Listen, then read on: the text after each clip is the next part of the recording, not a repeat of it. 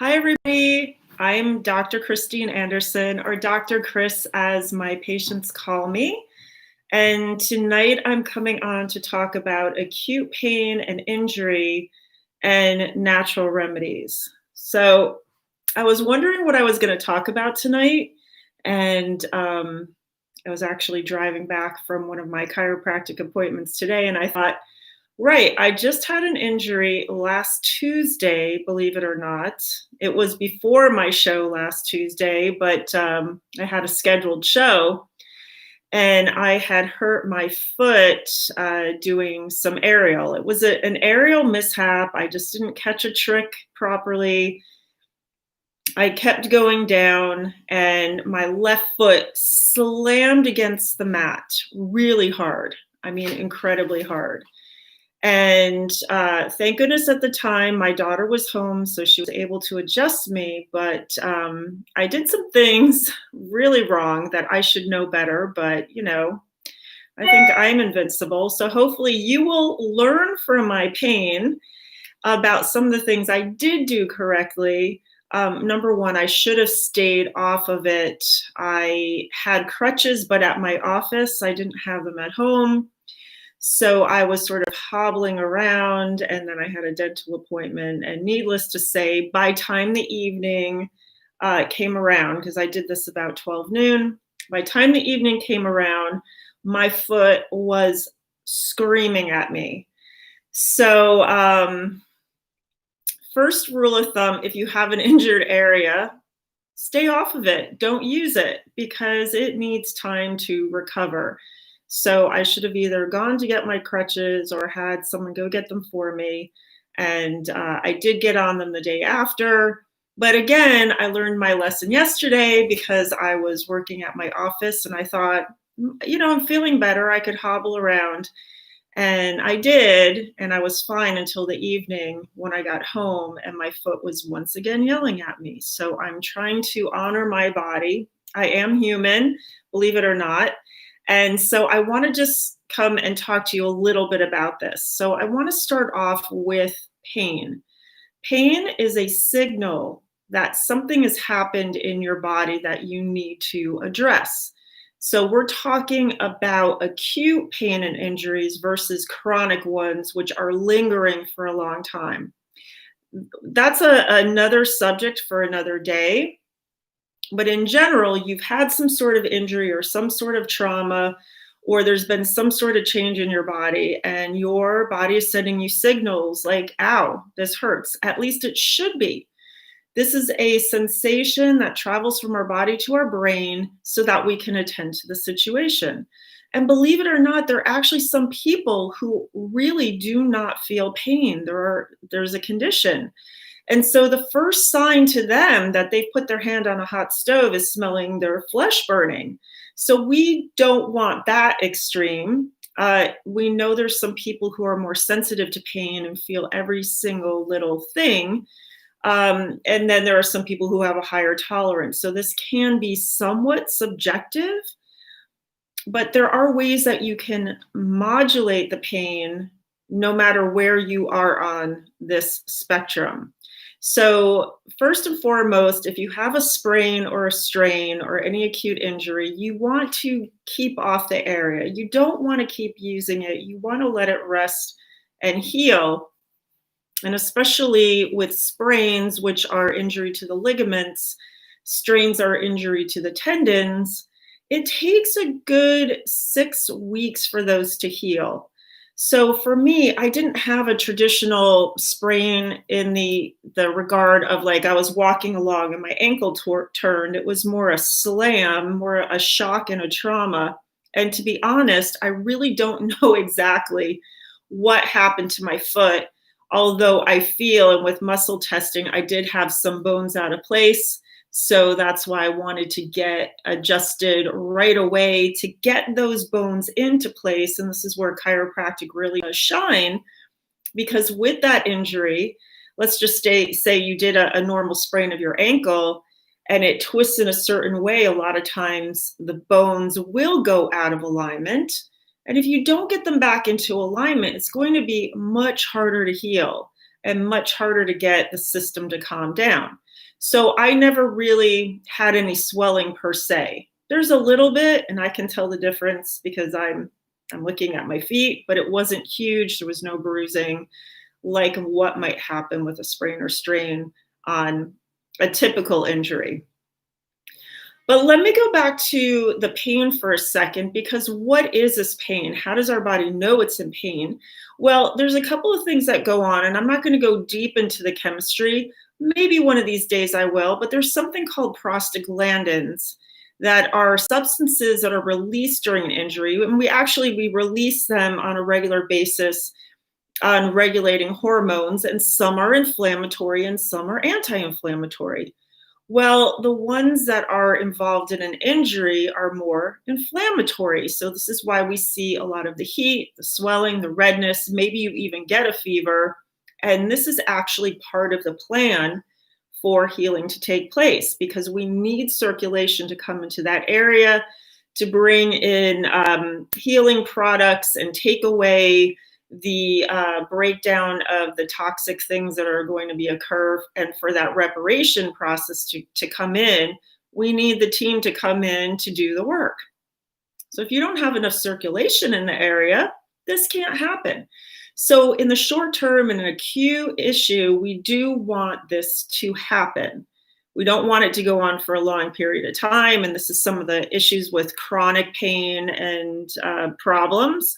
But right now, if you've had an injury, a car accident, a sprain, a strain, a sports injury, whatever, you're going to want to have this process happen, but not linger. And so you might not want to stop that swelling or that heat or that circulation from coming in right away. So this is where it kind of gets on that borderline of the typical RICE treatment, right? Rest, ice, compression, and elevation, which can be helpful for sure. That ice is really great at stopping pain because of the way it's working on the pathway. So it has an analgesic effect, but it does cut off that circulation. So you may want to allow a little bit of heat to come in and then get the ice on there after, or you may want to do some ice and then let the circulation come back in and then do some ice again. And this is really variable. I don't feel like there's one set thing. I did try putting some ice on my foot later on in the evening after it was completely screaming at me. And it helped a little bit, but by that point, there's some other things I did because it really needed a total effect. The problem comes with medication. And so now we're talking about things like non-steroidal anti-inflammatories. So, Tylenol and Motrin and even aspirin, which is a whole nother subject. Most people don't really take aspirin anymore. But this might not be the best way to go, even if you are used to taking pain medication, which I have not taken anything like that. I can't even think of the last time, definitely since I have gone to chiropractic college. So we're talking, oh my gosh, over 30 years. It's not in my house. It's just not even anything that I want to do, because to me, if I can support my body's healing, that's going to have a better effect. And there was actually a study done of the effects of NSAIDs on acute hamstring injuries. And what they found was that patients who use these NSAIDs did not experience a greater reduction of pain and soft tissue swelling when compared with a placebo group. And by the way, I will have all these references in the description once I finish the show.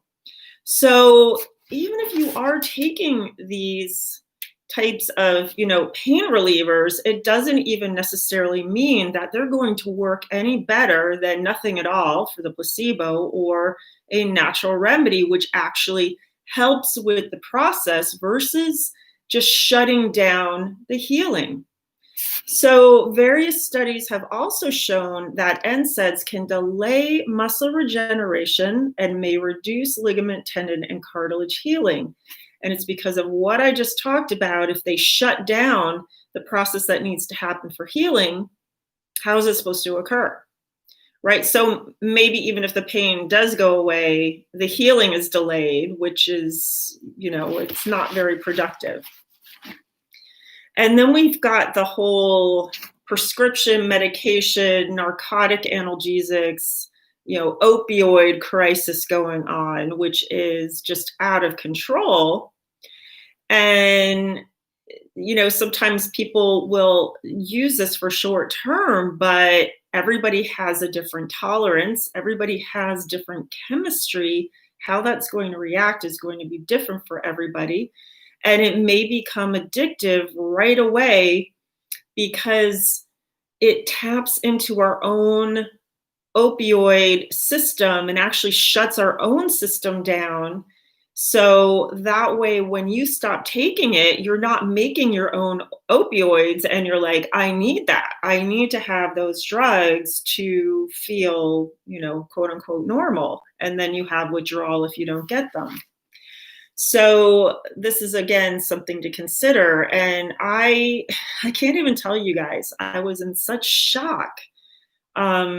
This was many months ago when one of my little patients, I think she was like 5, something like that, but she was having a surgical procedure. Oh, that's right. She was having her tonsils out. And again, medically moderating what they had created in the first place. But that, again, that's a whole nother story. That's another day. But she was having pain. And the parents had called the doctors and whatever. Okay, just, give the pain medication. And I didn't even realize it at the time what the pain medication was. But I took a look in her mouth and I'm like, these have pus in there. You need to call them and let them know that there's something going on here. So pain, right?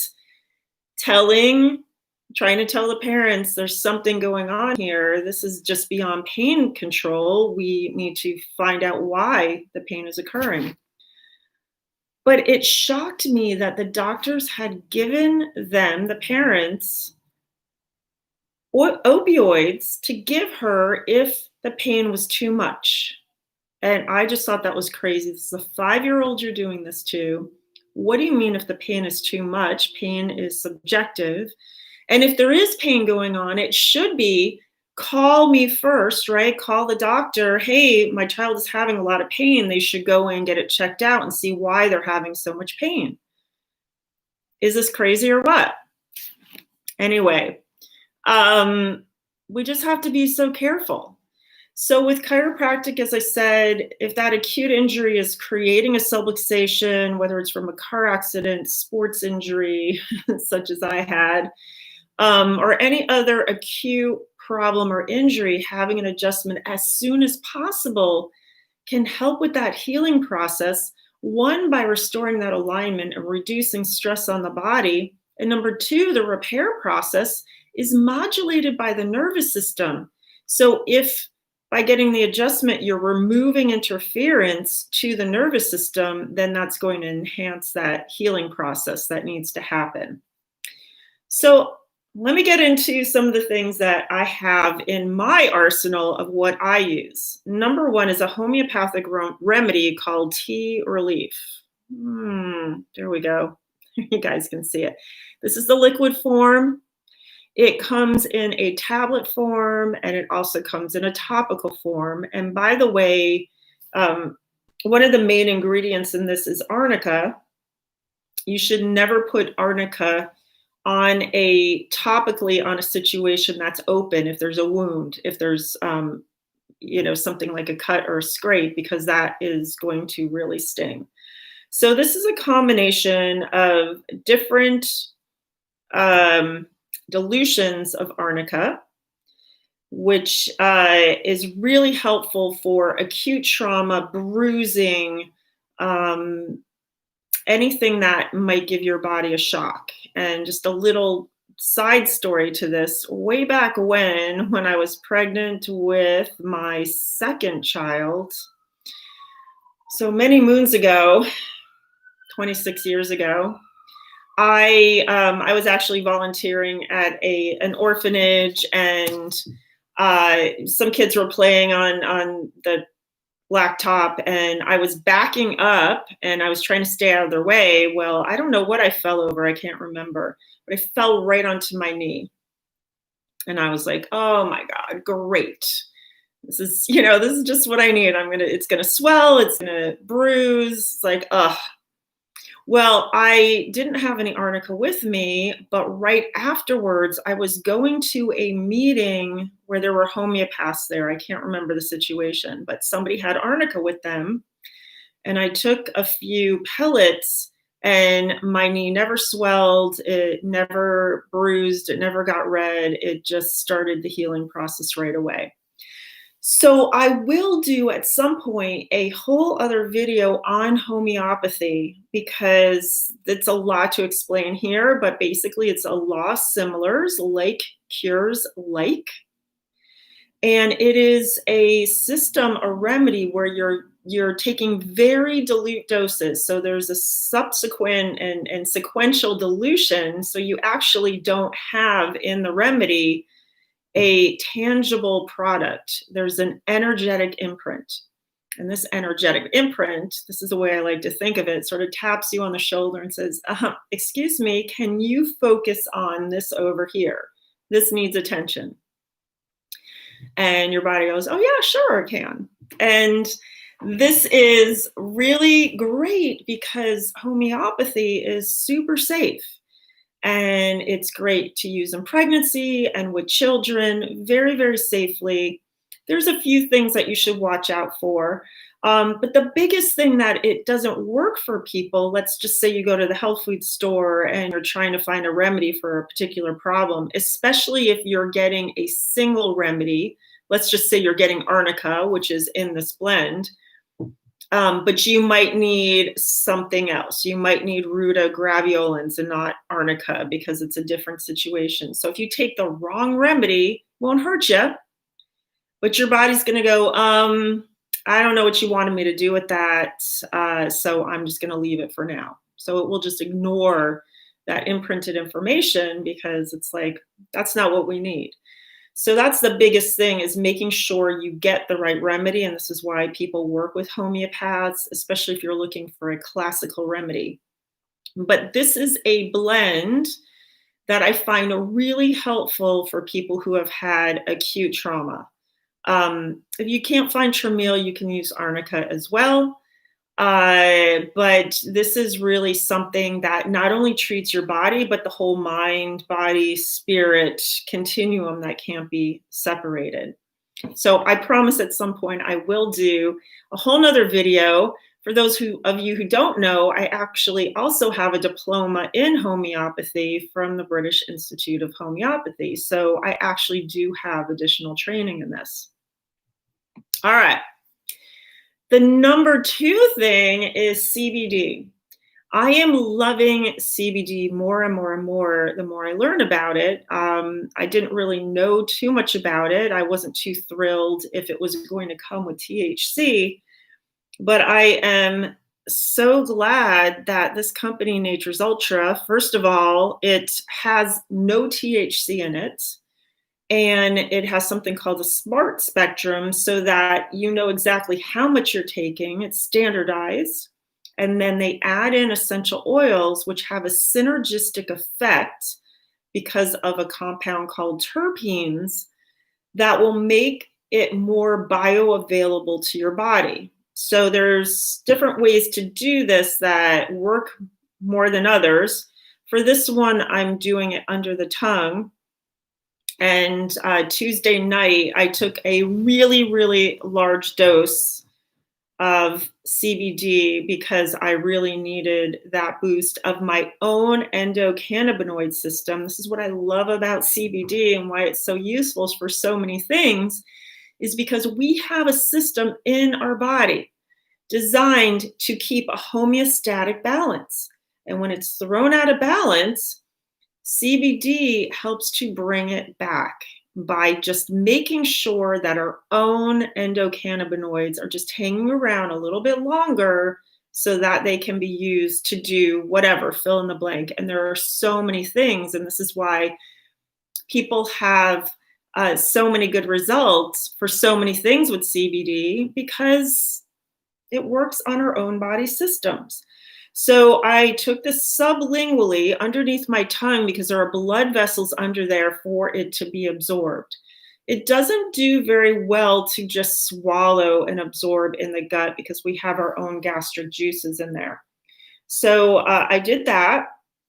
They also have this amazing muscle and joint balm that I applied with some additional oils. Here's actually my blend in here, and I'll talk a little bit more about that in a second. But in general, cannabidiol, that's the name, that's the big name of CBD, all these tongue twisters, in general has a strong anti-inflammatory effect. So while we do want that, a temporary inflammation to bring in the healing products, that continued inflammation is going to continue the pain. So I really needed things to calm down to be able to go to sleep. And I believe that all the things that I'm telling you really helped me to get some sleep that night. And I was actually not feeling that bad the next day, which is incredible, because it did take a while. But CBD is helpful to relieve pain in the case of injury by blocking some of those inflammatory mediators like prostaglandins I was talking about. There's other things like cytokines. Now everybody knows about cytokines. Those are inflammatory products. And it also helps support your own immunity, and it helps keep your own endogenous cannabinoid called anandamide in there, which is the bliss molecule. So that is going to keep yourself activated to kind of decrease the stress level, decrease your pain, and it also can activate serotonin receptors, which is a neurotransmitter that helps make you feel better. It makes you calm, it reduces stress and anxiety, and puts you in a positive mood. So these are all benefits of CBD. All right, let me talk a little bit about essential oils. I have done extensive videos on essential oils for ligament, muscle, and nerve support. So I'll put the links in the description so you can go back and look at those for the detail, and I put all the research, because I'm not just making this stuff up. There's actual research out there that supports this. So some of my favorite essential oils for pain are lavender, and I use this brand because it is pure and therapeutic, and it's the only one that I feel that therapeutic benefit. Nothing else I've tried. Rosemary, ginger, I don't have all of them sitting here, wintergreen. And I just want to take a little bit of mention for wintergreen because this is a super important essential oil. It's got natural salicylates, which are compounds that we typically think of when we're thinking of aspirin, because aspirin became a derivative of things like wintergreen or birch bark, which have these natural salicylates in there. So this is what happens with compounds that pharmaceutical industries make, is they look for something. They saw, oh, indigenous people are using this wintergreen. They're chewing on the bark. They're making the tea. They're applying it. What's in that? And they'll look for a major ingredient and go, oh, there's some salicylic acid in there. Okay, well, we'll just manufacture that and patent it and sell it. And that's how they make their money. Whereas a natural compound like essential oil, you can't do that with.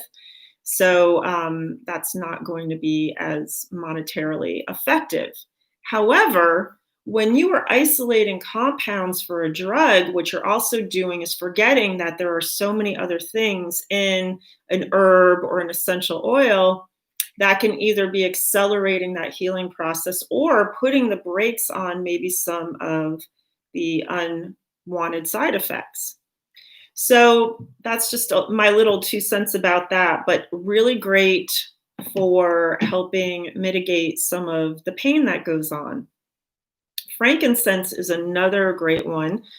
And there's research that they've done a little bit on the oil, but also on the resin, which is what the oil is distilled from. This is a single species. Sorry.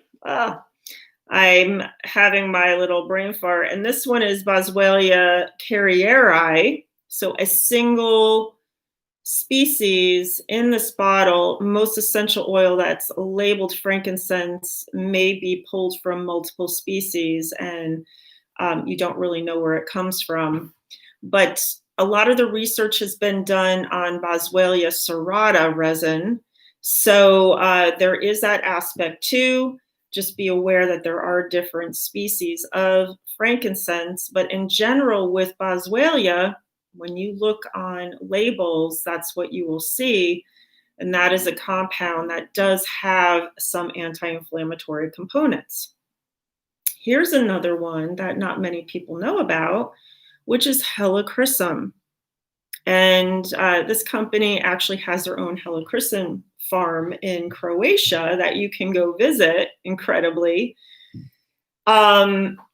And this is important because there are not many companies who are distilling helichrysum that is a pure oil. That's all that's in this bottle. If you look, you're going to see this where it says 10% in like jojoba oil or something like that. This is not diluted. It's pure essential oil.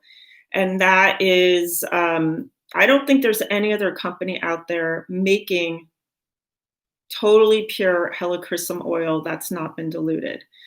And that's important too. You kind of get what you pay for, but it's very concentrated. So I didn't need to use a lot.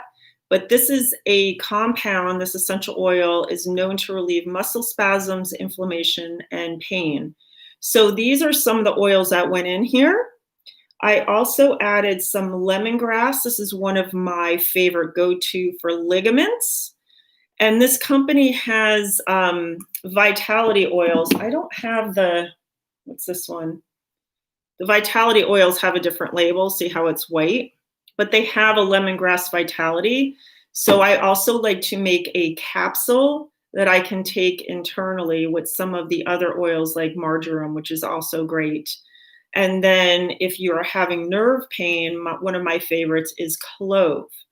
And you can also apply that topically. Let's just say you're having some oral pain, you can put it on topically, but just make sure you dilute it with something like coconut oil because you don't want to burn the tissue of your mouth. That's very sensitive.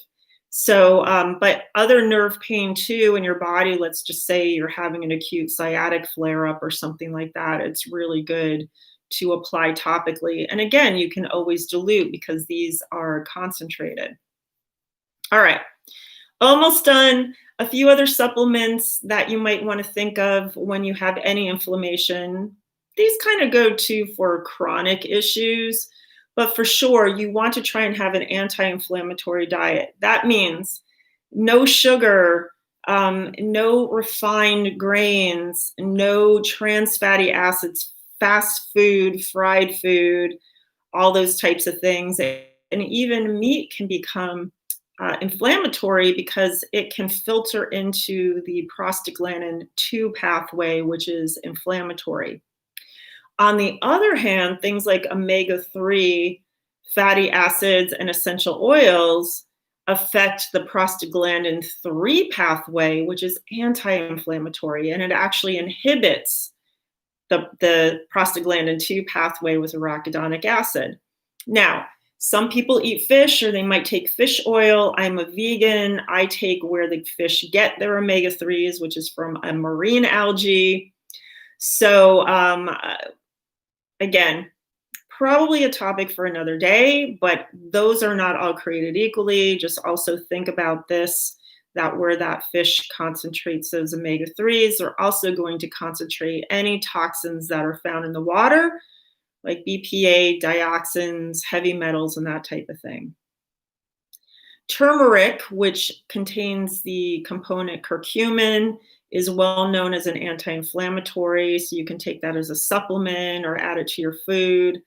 Bromelain is a digestive enzyme that is from pineapples, believe it or not. So you could eat pineapple, eat it fresh. Don't do it the canned. No. You can take a supplement. And that is going to sort of digest away those inflammatory products. But you want to do it away from eating if you can, because otherwise you're just digesting your food. And in general, a diet full of antioxidants, which is fresh fruits and vegetables, is going to also be proactive in keeping away the products of oxidation and free radicals. And I have talked about this in other episodes. And we already talked about boswellia. Now, I'm just going to divert a little bit because I did talk about these salicylates in wintergreen, but you can actually buy white willow bark supplement. So you can buy a supplement that contains those salicylates if you do want to have something on hand in your cabinet for anything where you have really intense acute pain. Because again, you want to be very careful, just like with aspirin, white willow bark, if you take it for a long time, can affect your body. Some people might have digestive upset, but this is something really that's been used in ancient times, Egyptians, Romans, Greeks, Indians. It's safer, but there's still some caveats, so just make sure you're taking it for a very short term. All right, a couple of other things. We know that with the whole mind-body connection, deep breathing is helpful. Meditation techniques, other relaxation techniques are helpful with pain modulation. Laughter, watching something funny, so it kind of distracts you and it gets those feel-good neurotransmitters going. There's another thing I've been working with lately with frequency, which is incredible. And I have a device that actually I can program in here. So this is what it kind of looks like. And on this program, I can do things like pain-free. So I don't know if you can see that on there. So there's pain-free on there. I can hit that frequency. Right now, I actually have a few frequencies running. I have 5 frequencies, so you can probably hear that. So I won't add another one on there. But it also has a place on here where you can put a specific body part. So there's something on here for hip pain or elbow pain or knee pain. So if you have a particular area that's injured, as well as I play, as a matter of fact, I'm playing it right now, a frequency for injuries. So you can see what's going to work for you. But frequency is really important with our healing, because we all have frequency. Each part of our body has frequency. The chair you're sitting on has frequency. And if we don't optimize it, if it gets too far out of balance, it is going to stop our body from healing. And it also may even create a way for a disease pattern to come in. And I've talked a little bit about this before, and I'll put a link to that when I talk about the AO scan that I just showed you. In general, if you're looking for frequencies for injuries, body pain, and healing, it's usually around 174 hertz. The other aspect is that I used is, I just lost some of my patches. I've got a bunch of these light wave patches, and I just started experimenting with these recently, but you just sort of stick it on your body. I actually have one on my ankle right now. And our body's composed of light. We are light beings. So this is designed to trap infrared light when you put it on your body, which causes these patches to reflect particular wavelengths of light depending on what you're putting on. So there's one for pain, sleep, anti-aging, stem cells. So depending on which patch you're putting on, it's going to reflect a particular wavelength. So obviously when you have pain, I'm using the one for pain. And this is similar to something like low-level laser therapy, which uses light, but you can do this at home really easily. And again, in the future, I'm going to be talking about this a bit more. Finally, biomat. I have used a biomat for many, many years. It is based on advanced Nobel Prize winning scientific research, and it has deep penetrating far infrared rays, so similar to a sauna, along with negative healing ions like you would get when you go to the beach or when you're grounding from the earth. And that activates the body to heal at the molecular level. So it can help with circulation, reducing stress, easing minor joint and pain stiffness, inflammation, increasing tissue oxygen, and helping with the temporary relief of sprains and strains. So this is something I use on a regular basis, but for sure I have been on it almost constantly since I hurt my ankle. So that brings us to the end. I hope you found this interesting and illuminating and things to think about to have on hand for when you have acute injuries or your family has acute injuries, so that you might not need to rely on other medications, whether they're over the counter or prescription. You may be able to reduce your dosage or not use them at all. And that's going to give your body the best chance at healing.